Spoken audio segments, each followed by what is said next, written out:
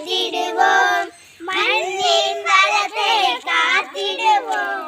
இயற்கை தந்த கொடையை தான் இயன்ற அளவே காத்திடுவோம். பட்டினி கிடந்து நொந்தாலும் பாரம்பரியத்தை காத்திடுவோம். பசுமை எங்கும் நிறைந்திருக்க பள்ளிகள் தோறும் மரம் வளர்த்திடுவோம். பசுமையும் பாரம்பரியத்தை காத்திடுவோம். நம் பாரத தேசத்தை உயர்த்திடுவோம். நன்றி, வணக்கம்.